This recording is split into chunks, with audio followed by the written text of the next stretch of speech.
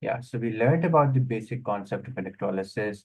We learned the definition of electrolysis as being a chemical process in which an ionic compound is broken down into its constituent ions, and those ions are discharged by passing an electric current through a conducting solution, right? So uh, we learned about electrolysis, right? And we also learned about the apparatus that is required for electrolysis. So we require an electrolytic cell. What is an electrolytic cell made up of? So, Aslan, can you just summarize what are the components of an electrolytic cell? Just list them.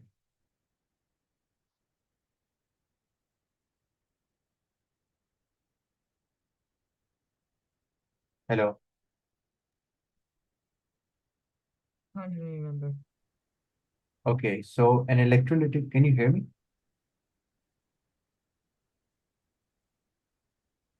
Sorry? Can you hear me? Yeah. Okay. So the main components of an electrolytic cell are the battery, that is the energy source, right? And we have the electrodes, which are attached to the positive and the negative ends of the battery. And then we have the electrolyte. So yeah, that is the conducting solution, right? So those are the basic components of an electrolytic cell. In today's lecture or in today's video, we're going to talk about the concept of preferential discharge. And in the second segment of the video, we'll go over the electrolysis of selected aqueous solutions. And these solutions are really important for your IGCSEs because you're tested on them frequently. So these solutions include, so these aqueous solutions include, we'll go over the electrolysis of sodium chloride. We'll go over the electrolysis of molten lead to bromide, and इसके अलावा we'll also discuss the electrolysis of dilute sulfuric acid. So let's start with the first concept, that is the concept of preferential discharge. So we have covered the first and second objective. Okay, so we have already talked about the definition of electrolysis, electrolytic cells, and we also discussed the hydrogen oxygen fuel cell last time. I think Rafi was not there, but we discussed hydrogen oxygen fuel cells and its working principle. We will today in today's lecture we are basically focusing on the identifying the products which are formed at the electrodes uh, when we electrolyze molten lead to bromide, aqueous sodium to sodium chloride, and sulfuric acid, right? And what is the difference between using inert electrodes and active electrodes, right? So today's lectures will be kind of, you know, a mouthful. It will be very, maybe it may be hard to comprehend and understand if you don't have a really good base of electrolysis. But if you listen carefully, so I don't think there should be anything that should be so hard. So let's talk about electrolysis of aqueous solutions. So if you talk about aqueous solutions are solution in water, and water is a very weak electrolyte. It ionizes very slightly to give hydrogen ions and hydroxide ions, right? So water is like a very weak electrolyte, and pure water, distilled water, cannot conduct electricity. So yeah, so it ionizes slightly into hydrogen ions and hydroxide ions, as shown in this picture, in this animation. So solutions, right? Aqueous solutions will always contain hydrogen ions and hydroxide ions. Okay. So if you have any aqueous solution, let's say if you have solution of sodium chloride, right? You have some table salt and you dissolve it in water, right? So you have a sodium chloride solution. So yeah, that solution will contain positive ions and negative ions. See, it's very easy when you divide the ions in a solution into the positive ions and the negative ions. So if you have a aqueous solution of sodium chloride, so Rafi, tell me, what will be the positive ions which will be present in that brine solution?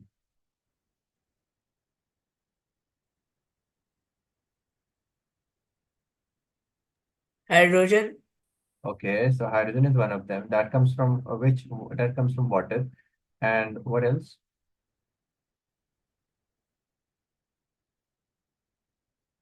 It's a sodium chloride solution. Sodium chloride react with water. No, no. So we will have sodium ions as well, okay, as the positive ions. Okay, so hydrogen Sodium and sodium. positive. Yes, Yeah, it is metal. Yeah. yeah. So yes, it will form cations, right? So we'll have hydrogen and we'll have sodium. Okay. On the other hand, what will be the negative ions? Chlorine. Chlorine. So okay, so we never say chlorine. Okay, we always say chloride. Okay, जब ion होता है तो it's chloride. So chloride ion. Okay, and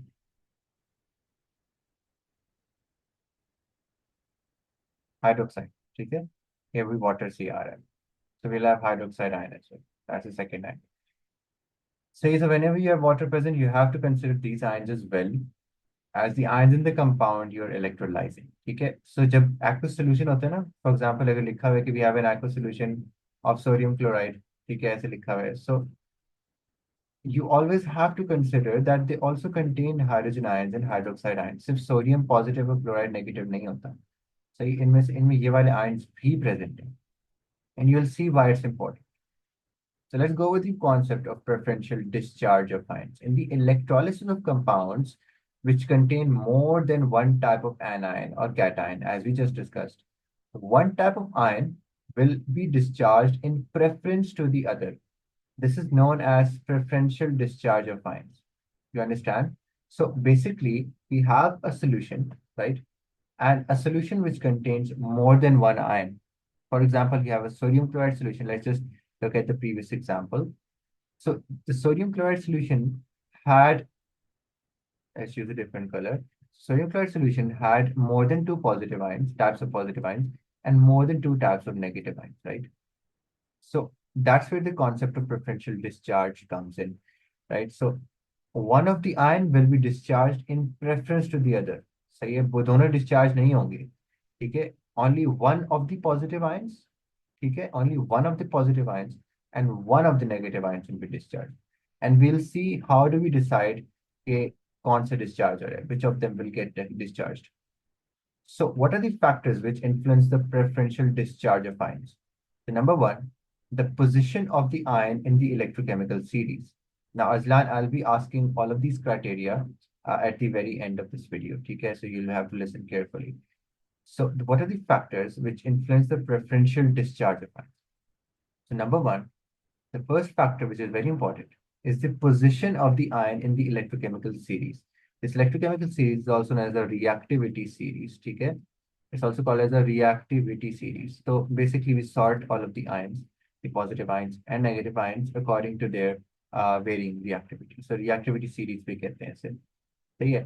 So the position of the ion in the electrochemical series. So what it says is that the ions that are lower in the electrochemical series get discharged in preference to those above them. And that is true for both cations and anions. Okay? So we'll just look at the electrochemical series in the next slide. So this is the electrochemical series. Okay? You have to remember this. Okay? This is the electrochemical series. I'll just abbreviate it here. And you have to remember this electrochemical series. I'll just send a very good mnemonic in the group to remember this. Lekin, how you can remember this is that हाँ, that जो आपका group one होता है. So for example, if you divide these ions into group one ions, ठीक है, group one metals and the group two metals, ठीक है. So group one metals आ गए, group two metals आ गए. अब group one metals में what was the trend of reactivity down the group, Rafi?